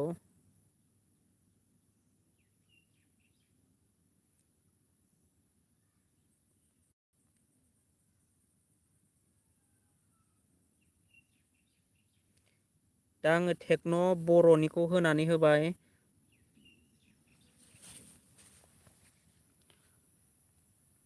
टेक्न' बर' ब्र'नि इउटुब चेनेलखौ जायफोर सापर्ट खालामाखै सापर्ट खालामनानै फैदो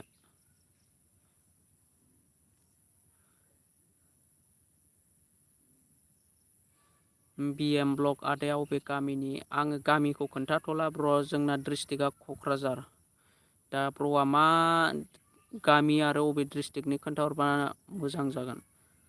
निजोम देवारि ब्लग खालामखानायसो, जोंना निजोम देवारि ब्लगा खालामखानाय ब्रनिखौ। आरो आंनि चेनेलखौ जायफोर सापर्ट खालामाखै सापर्ट खालामदो प्लिज, आंनाबो बिराद आनसाबस्क्राइब जागासिनो दङ। दा आङो टेक्न' बर'निखौ होदों, टेक्न' बर' इउटुब चेनेलखौ जायफोर सापर्ट खालामाखै सापर्ट खालामनानै फैदो। गासिबो सापर्ट खालामखाजोबनाय गोजा, दा बेनिखायनो साबस्क्राइबारा बारायाखै।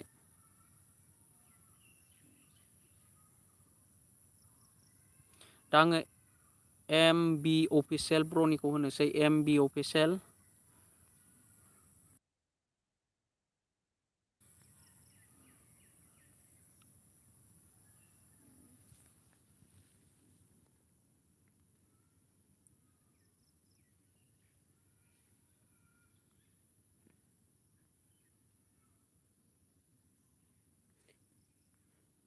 दा आङो MB अफिसियेल ब्रनि इउटुब चेनेलखौ होबाय। जायफोर सापर्ट खालामाखै सापर्ट खालामनानै फैदो। दा लाइभआवबो जोंना मानसिफ्रा खम जालांबाय, बयबो थांजोब्बाय जानांगौ। आंबो लाइभखौ बारा गोबाव खालामला, नेक्स्ट टाइमाव लाइभ फैफिननोसै आङो। BN ब्लग प्र, दा नोंनिखौबो प्रमसन खालामनांगौ खालामनानै खोन्थाहर। दा आङो MB अफिसियेल ब्रनि चेनेलखौ लिंक होनानै होदों, जायफोर सापर्ट खालामाखै सापर्ट खालामनानै होदो। जै बर' ब्लग, आं मोननै खालामबाय दे, अके थेंक इउ ब्र। जायफोर लाइभआव दङ अनलि वान, सासेल' बारायदों, MB अफिसियेल ब्रना। दा आङो नेक्स्ट टाइम लाइभ फैफिननोसै दे ब्रमोन, गाज्रि मोननांला। आङो नेक्स्ट लाइभ फैफिननोसै गाबोन।